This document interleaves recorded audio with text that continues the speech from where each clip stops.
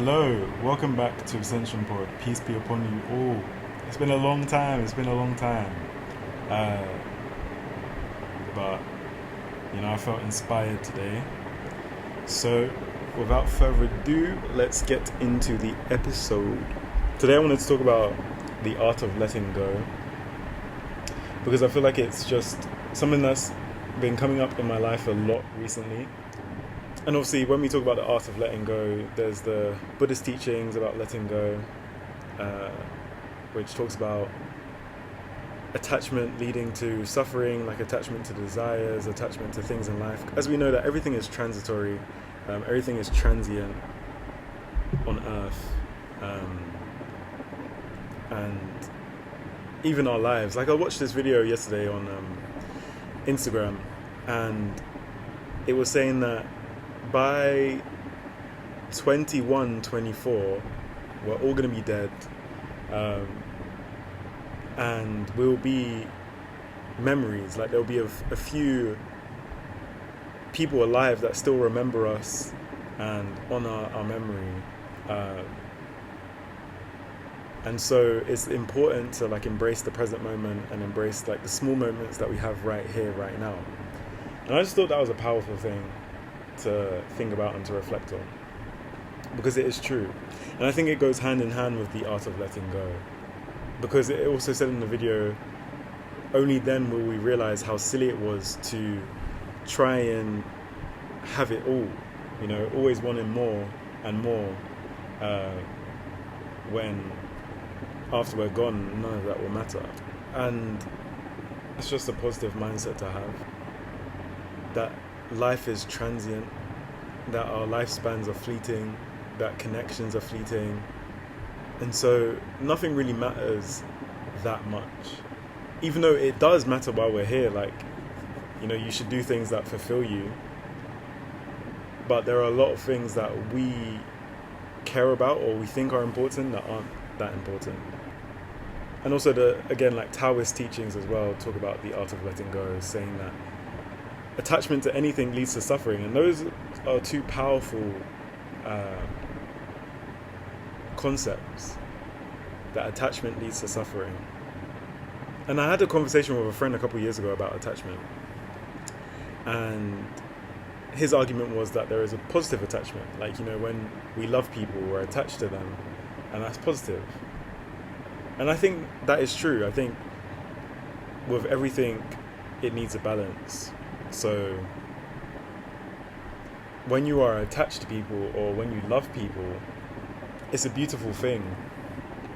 But as long as you have that understanding that connections are transient, and that person can be in your life today and be gone tomorrow, but cherish the moment that you do have with that person. Cherish the time that you do have with that person. And one time, I remember like a couple years ago, I can't remember where I saw this, but I saw this thing and it was saying like, treat everyone like your soulmate. And right now I feel like I take that very seriously, like, whereas before I didn't really understand it, because I think I had a limited view of what a soulmate was. But in the sense that you should encounter everybody with love and encounter everybody as if they are a significant part of your path. Because if we think about the miracle of meeting someone, life is huge. Life on earth is huge. There are so many different timelines and different pathways that you can go down. And slight, small changes, that in your path that can prevent you from meeting someone or lead you to meeting someone. For example, like, I've met significant people in my life on public transport. And significant, whether it's a long-lasting connection or whether it's they just gave me a piece of knowledge or whether it was a conversation that we had. And I just think, imagine if I was running late for that train, or imagine if I hadn't missed the train before, I would have never met that person. And that's why it's so powerful to honor those connections while they're there and move towards them with a sentiment of love, but not attach yourself to the point of suffering when it is time to let go. Because being on like a spiritual path, and connecting with God. Sometimes I will get guidance that someone is not for me. Like, someone can be for you and then not for you afterwards. And sometimes I'll just get this feeling like my intuition is telling me, okay, it's time to go. And I used to hate it so much because it made me feel bad, like I have to leave this connection. Not bad because because I'm worried about letting that person go, but it's the fact that I'm having to follow guidance that I'm getting and it may not make sense to that other person at all. Do you know what I mean? And I think that was like one of the scariest things that I had to let go of as well. Like, letting go of that fear that it's not going to make sense to the person. I just now try my best to communicate whenever I get those feelings. Like, for example, I had this friend and my intuition was just telling me for time. And it just gets to a point where on your spiritual journey, your intuition, like, you start to realize that your intuition is telling you something for a reason. And I'm not really in the mood anymore to stick around and find out why my intuition is telling me something. I'd rather just, you know what, let me listen to my intuition and I'll go. Let me listen to the guidance that I'm getting from Allah and I'll go. Do you know what I mean? Because you don't know what you're being protected from. If we think about the Most High, or your spirit guides, or your angels, or your higher self, their perspective is higher. Allah's perspective is the highest. So when there's an intuitive feeling that you feel like is coming from higher guidance, to let go of something, to move away from something, you've got to trust that higher guidance. Because they can see everything. They can see conversations that you can't hear. They can see intentions. And so you just got to trust. And again, now whenever I get those feelings of like having to let someone go, I try to communicate as best as I can that like my intuition is telling me something, whether or not there is evidence for it. A lot of times, sometimes like I have to often check with myself as well. Like, is it my intuition or is it fears from past trauma or past hurt?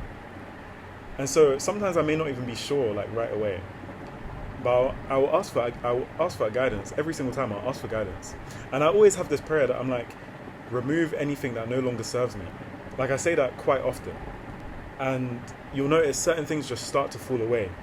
And I think it is probably part of the reason why a lot of times in my life I feel like I'm in solitude. And it's in those moments of solitude as well where I feel like certain things are alchemized out. And I feel like shadow work happens in solitude. Just looking at my life, I know that the times where I've had intense shadow work has been when I've been in solitude. And oftentimes I feel like when I'm around people a lot, I feel like I have to go into solitude in order to work through some of my thoughts and find my inner voice again, and come to a state of balance. But the whole communication thing is important for me because I feel like a lack of communication was a generational curse in my family that was perpetuating many negative cycles, and I tried my best to break that, you know, and I continue. It's a continuous thing. When it comes to like generational cycles, it's a continuous thing. You have to constantly choose the better option until it no longer becomes a lesson, until it becomes a part of your nature. And I know in the past, when I had that intuitive feeling, it used to make me feel so uncomfortable that I just used to kind of like skate around it and not say anything and disappear. And then I had this like kind of moment of clarity that, because what goes around comes around. I'm someone, I still believe in karma. And I had this feeling that me just skating around it and not saying anything is definitely a way to rack up karma. And karma is nothing but lessons. Like, the universe will, or Allah will show you why a certain action you took wasn't for your highest and greatest good, and how it affected other people and how it hurt other people. It's just so you know, and you can become a better person moving forward. And sometimes I get like this intuitive nudge as well about karma. When I'm about to do something that may affect someone negatively, it's like, okay, rectify the situation before it becomes a lesson for you. And so even back then, like when there was times where I left without saying anything, there was this overarching feeling that I had to go back and rectify the situation. So there was a point in time, I think it was like 2021, Yeah, 2021, where I remember I literally called it like uh, tying up loose ends, because I had this feeling that I was going into a new cycle, I was going into a new part of my life, a new phase of my life, and there were a lot of loose ends from people that I left, or things that were unsaid out of fear, out of people pleasing, and I just had this feeling that I cannot move forward until I close out these cycles, until I like tie up these loose ends. So I went back, and a lot of it meant that I had to talk to family about issues and boundaries that I had, and problems of the past that were never resolved, that I had to talk to a certain friend that had left because the energy was off and my intuition was telling me to leave, and I just had to go back and explain why I disappeared the way that I did. And those were hard moments, but they were like integral in my growth as a person. But the art of letting go isn't just about people, it's also about situations, about habits, about all types of things that we have to like detach ourselves from. Because again, something can resonate for you and then it won't resonate after a while. And for me, becoming Muslim, like embracing Islam, was a big ego death. Like, I shed so much of my old identity, and I had to like really welcome that. And Alhamdulillah, I'm thankful for Ramadan, because Ramadan was the time where I really felt that alchemization experience happen.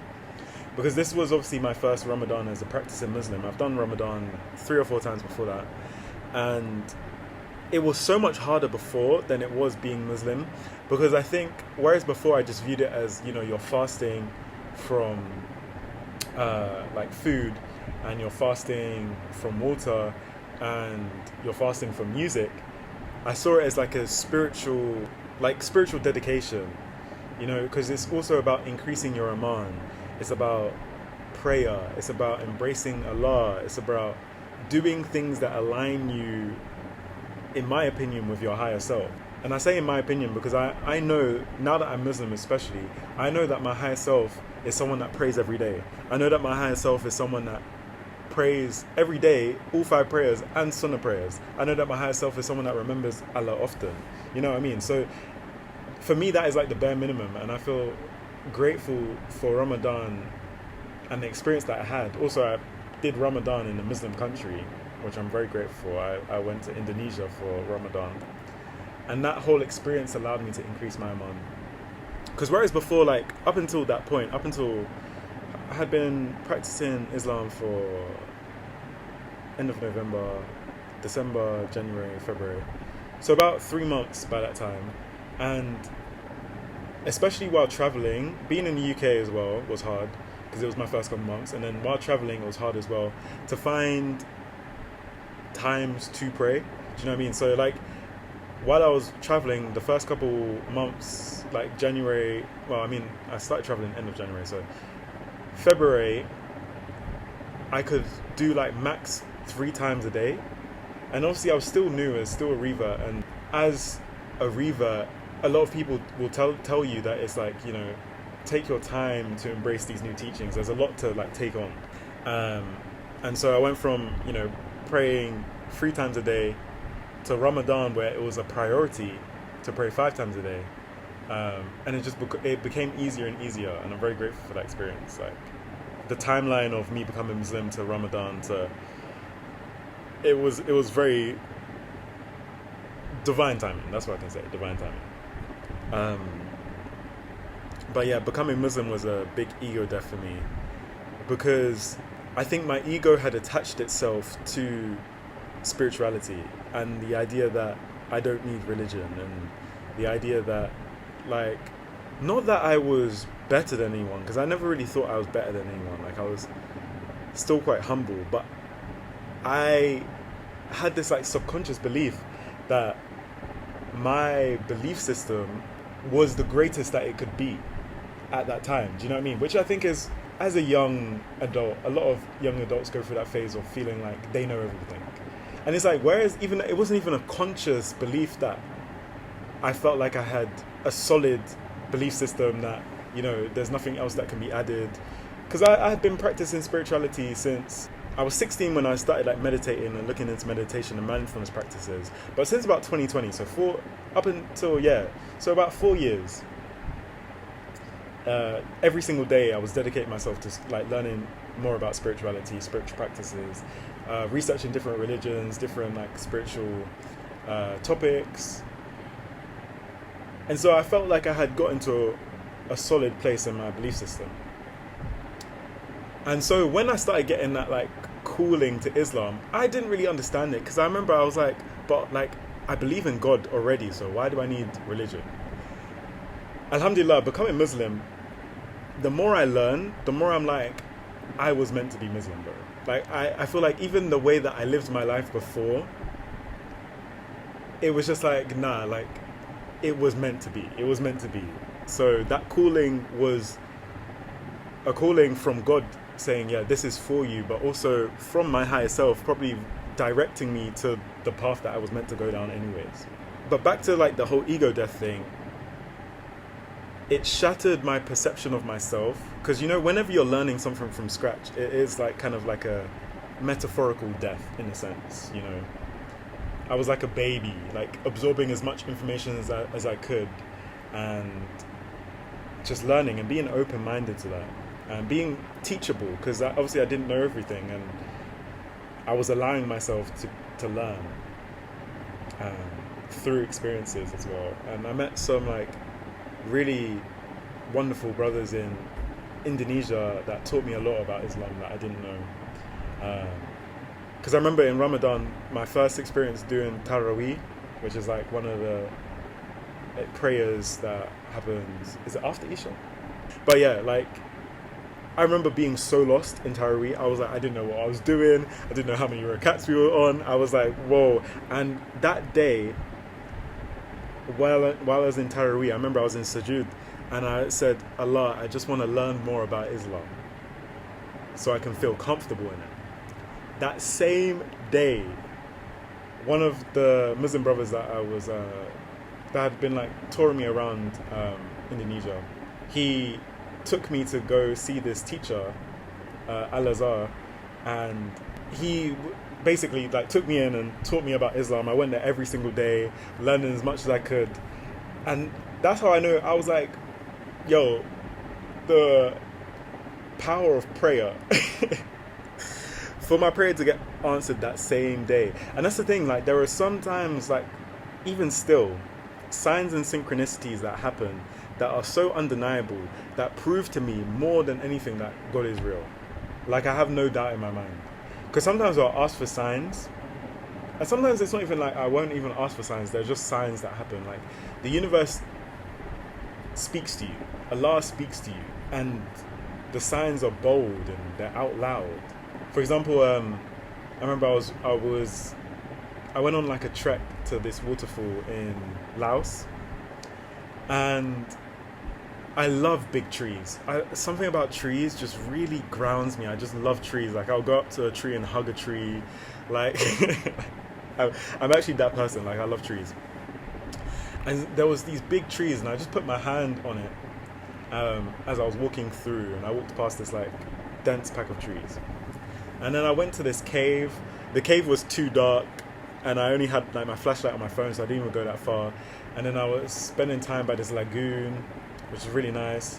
And then I realized it was time to go, because like the sun was going to set, and I didn't really want to climb back down the waterfall trek bit in the dark. So I started walking back. And while I was walking back, I was just thinking to myself, and basically saying like Alhamdulillah for that experience. It was such a beautiful experience, and like the nature that I was around was really grounding. And they say that animals are more instinctual, so when you're in a very like instinctual, in your body kind of state, animals feel comfortable around you. So I'm there just like completely present in that moment, just walking back the same way I came. So walking through this dense pack of trees, this dense, like not quite a forest, but dense pack of trees. And as I'm walking, I put my hands out. Oh, this experience is still crazy to me. I can't believe it happened. I put my hands out, and as I put my hands out, butterflies just started flying across in front of me, all around me. And I was like, oh my Alhamdulillah. Like I couldn't believe my mind. Like I couldn't believe my eyes. I couldn't believe that I was experiencing what I was experiencing. And for me, butterflies are always a sign that, you're going through a grand change. And often I feel like it's like a change in the divine feminine. And the divine feminine, when I say divine feminine, it's like in life there are feminine energies and masculine energies. And these feminine and masculine energies are not based on you being male or female. We all have masculine and feminine energies within us. And when I say divine, it's just talking about the highest vibration of that. And then the lowest vibration of that would be distorted. So the divine feminine is like the highest vibration of feminine energy. And feminine energy is all about receiving. If we think of feminine energy as like the curves, and masculine energy as straight lines and right angles. Feminine energy is the moon and water, and masculine energy is the sun and electromagnetic radiation, I guess. And so I always view butterflies as like a sign of beautiful change. And so I just saw that as a really like good omen, and that like I'm going through a transformation, or a transformation is on the horizon. But when I saw that synchronicity, I kept that to myself. Like that was between me and God, because it was too synchronistic of an experience to even put into words. It was just so beautiful. And I definitely believe in signs and synchronicities. I even spoke to some guy in Siem Reap, and he is Christian. We was talking about like the spiritual journey, and how sometimes there are signs that are too undeniable, and that's how you know that God is real. And it was an affirming experience for me, because I wasn't sure if like other religious people felt that same way about like signs and synchronicities, because obviously I'm still learning about Islam. I don't really know everything there is to know about Islam and the mindsets that come with it, and I'm open to being teachable, and again detaching from things that don't align with my religion, but also embracing the complexity of like my mindset and my spiritual beliefs, But what I guess inspired this podcast episode today was I was scrolling through Instagram, as you do, and I heard a snippet of a song. It was We'll Be Missing You, or I'll Be Missing You, by Diddy and Faith Evans. And I know everything that's going on with Diddy, astaghfirullah, but that song is a song that has like a very significant like place in my life, because when I lost my mum, it felt like it was a song that communicated exactly how I felt about it. And when I used to listen to that song, it always used to make me cry. And I feel like I don't know enough about music and Islam to say whether it's haram or not. But I know for me, I'm very grateful for the role that music has played in my life, because even with that song, like I remember one specific moment where, this was in 2021, I was on my way home from something or somewhere, and I just remember feeling like this deep sense that I was missing my mum. And I listened to that song, and I was standing outside of the flat that I used to live in, and I was standing in like the green area that was outside of the block, and I was looking up at the moon, and was it a full moon? No, I don't think it was a full moon. I think it might have been just after the full moon. And I was just crying to that song. That song, and also another song called Goodbyes by Georgia Smith. Because whereas back then I feel like I didn't have the emotional intelligence or the ability to kind of like communicate and alchemize those feelings by myself, music was a way for me to do that. Because songs sometimes communicate how you feel to a specific level. And I just remember like standing there listening to that song before I went back home and crying. And it was such like a cathartic experience. And so when I was obviously reflecting on that experience, it just made me think about like how far I'd come, because I was listening to that song now and it doesn't have that same weight as it used to, which lets me know that I've grown and I've healed a lot of the emotions that were connected to the experience of loss. And even that is like an experience of letting go, like letting go of those emotions. Whereas when my mum first passed away, I held on to those negative emotions, those heavy emotions, for so long, because I felt like it was the only way I would stay connected to my mum. It was like that sense of loss and pain was something that was keeping me connected to my mum, which wasn't true. It was a self-limiting belief. And only through letting go was I able to find that was a self-limiting belief. And I remember, like, I even have like a journal entry about like letting go of that pain, and I was scared because I didn't know what was on the other side. Like I felt like I was letting go of my mom, and I was like, it's for my greatest good. So I had to just honor that and like leap, and the net appeared. And alhamdulillah, on the other side of me releasing that pain and that loss, love flowed in to those spaces, and I felt even more connected to my mom than I did when I was holding on to that pain.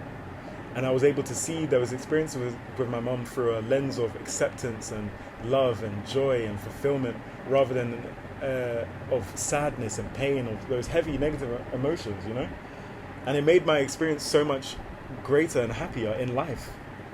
But I feel like traveling for me has been like a whole alchemization experience. Like every time I go into a different country, every time I get on a plane, every time I take a mode of transport, it feels like my life is transitioning. Like, I don't know how to explain it, but it's often in those moments where I'm on a plane or I'm on a train or I'm on a bus where you have so much time to reflect, because it's like a physical representation of the void state. Like you're in between two spaces, whether it's been between two cities, but you know that this next space is something new, and it's going to bring new experiences with it, which are going to change you. And you know that you're just leaving an experience which was new and it changed you. So it's that void state in between, and you have so much time with your own thoughts. And it's often in those moments where I'm able to reflect on, like, alhamdulillah, like this point in time is to be cherished, because I'm never going to have this point in time again. I'm never going to be this version of myself again. And it's like that quote: a mind stretched by a new experience cannot go back to the old dimensions. And often it feels like when I'm going, even if I go to the same country twice, the experience is different based on who I've become going somewhere else. And so it feels like an alchemization experience every time I travel. Like something is shedded, and so that a new experience can be gained. Like you have to lose something to gain something. You can't hold everything. And the same thing goes for like when I was embracing Islam. I couldn't hold on to the identity that I had before and embrace this new version of me that was coming out. And I said before I left, like for traveling, like my intention was, I felt like there was a new version of me on the brink of coming out that couldn't come out in the environment that I was in, and I felt like I needed a level of freedom to release this new version of myself. What I didn't expect was that this version of myself was going to be someone that was very religious and very dedicated to my religion. Like I wasn't expecting that to come with it. I'm not saying that like I wasn't not expecting that. I had no expectations. So it was very surprising to me that this is the version of me that came out. And alhamdulillah, I'm very grateful for this version of myself, And I'm also very grateful for the version of myself that came before this version of myself. Like, because that version of myself was so strong. I commend that version of myself. And one thing I love is that like all versions of yourself exist within you. And I know that that past version of myself is there with my inner children, like taking care of them. Because back then I was a version of me that I know that my inner child would have loved to have and loved to be with when I was going through so much of the shit that I went through in my life. And even more so me now. Do you know what I mean? So I just think it's a beautiful experience to also hold on to and have grace for every single version of yourself that came before you. but not in a way of attachment, but in a way of acceptance. Like that version of you exists. You know, the past is solidified. It's set in stone. You can't go back and change the past. You can change the present, which affects the future, but you can't change the past. So that version of you is solid. Like, and you can always refer back to that version of you. And sometimes that referral means that you will be releasing emotions that you couldn't release back at that time, which you didn't have like the space for in the present moment. Sometimes even now, like, I'm releasing emotions, I'm going through like heavy moments, and I'm like, okay, where is this coming from? Anything in my experience now? No. Okay, is this coming from somewhere in my past? Maybe. Okay, meditate on it, figure out where it's coming from, and allow that feeling to just be released. Because sometimes your inner child will pass you emotions and pass you experiences to be processed that it did not have the space for before, but it knows that you are a version that it would have always longed to have, or you have the capabilities that it would have always longed to have in order to process those experiences. I think one thing that travel has also given me is that, like, I feel so much more capable. It helped me crack through so many self-limiting beliefs, because solo travel was something that I was always afraid of doing, always wanted to do it. Part of the reason why I wanted to do it is because I knew that it would cause me to change. Like, I knew that it would crack me open and push me to be a new version of myself.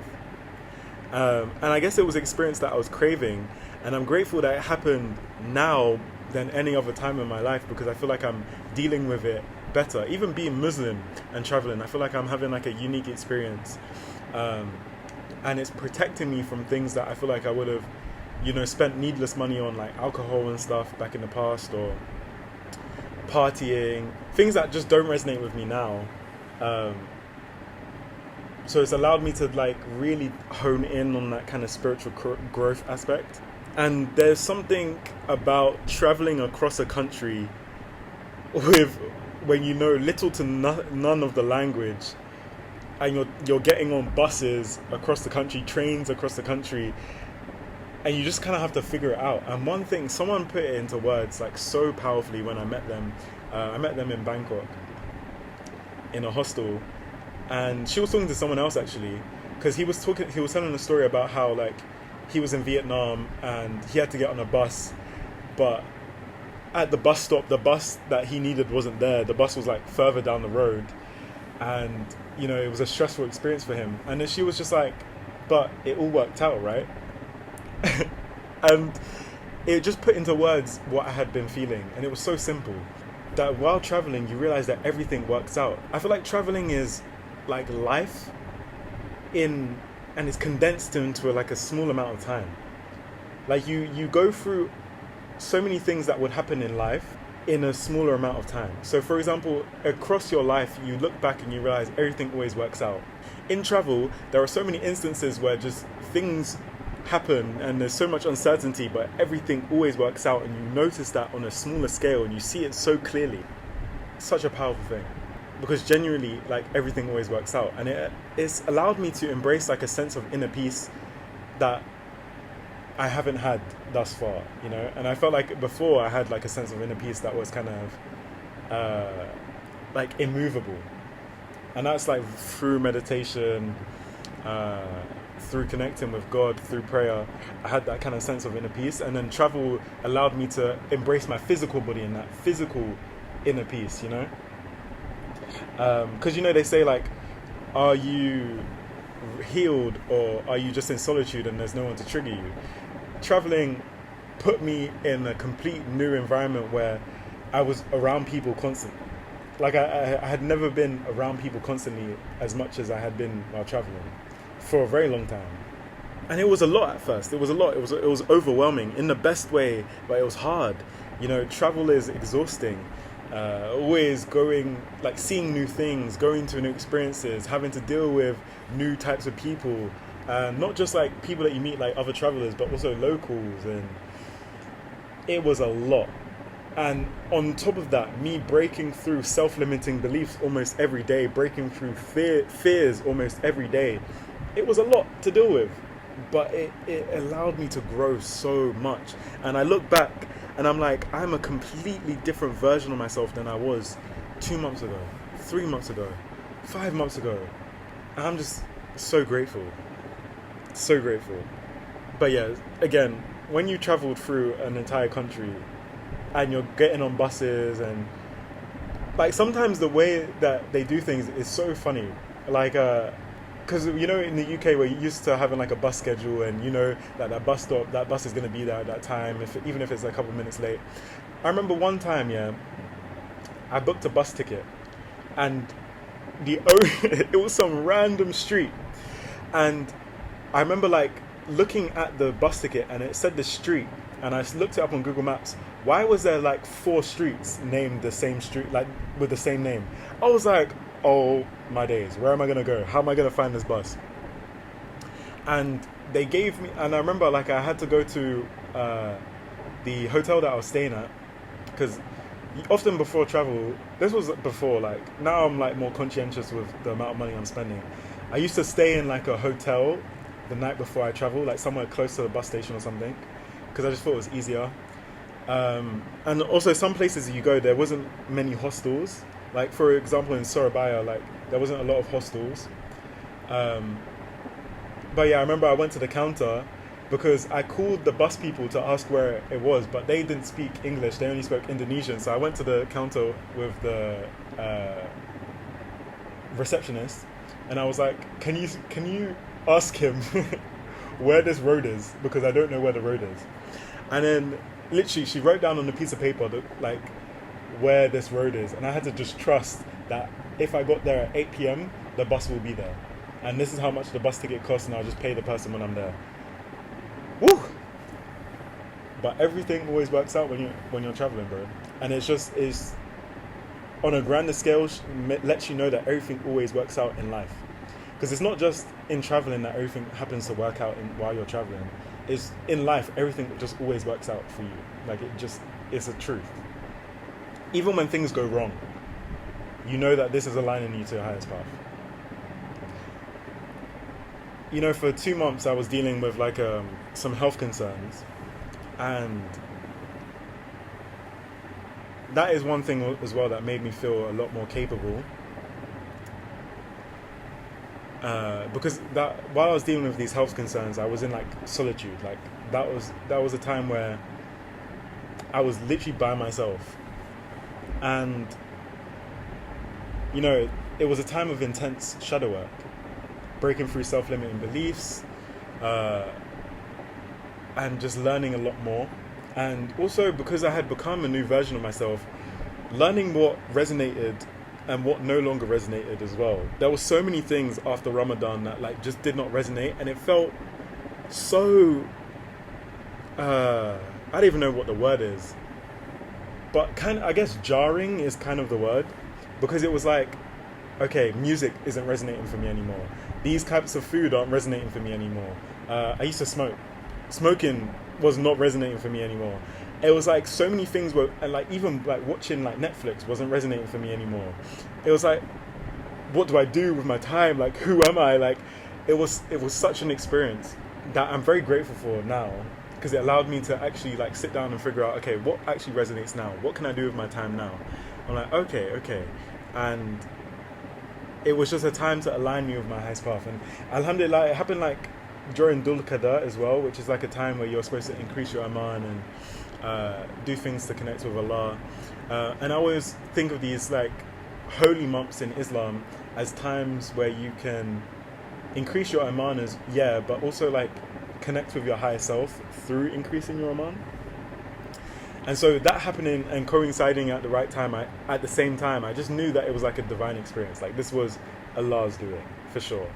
And like dealing with these health concerns, it wasn't only that was happening at the same time. Like there was things going on in the UK that were affecting me, and you know, things to do with family and things to do with my old like place of residence. And I'm not gonna lie, those at that time, because my health was my main concern and the only thing I was caring about, those were like really small noises compared to me dealing with my health.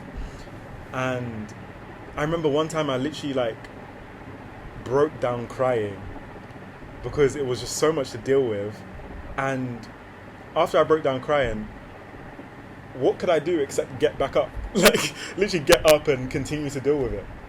And alhamdulillah, like, my health is so much better now. Do you know what I mean? And to be honest, during that experience, I didn't even tell anyone that I was going through it because I didn't really know what to say and who to ask for help or how to ask for help. And whenever I have those experiences, and I've had a lot of those experiences in my life, I always turn to the Most High. I always turn to God.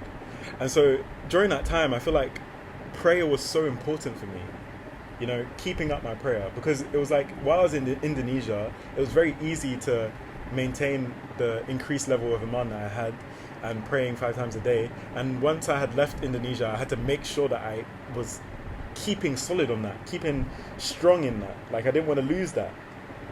And I feel like that experience of me, you know, dealing with those health concerns was a part of my prayer to not lose my iman, you know. And that's why I know everything is always working out for your highest and greatest good, because through that experience I felt more capable. Through that experience I broke through self-limiting beliefs. Through that experience I was able to maintain a level of inner peace that, and it, like, increase a level of inner peace that I haven't had before, you know what I mean?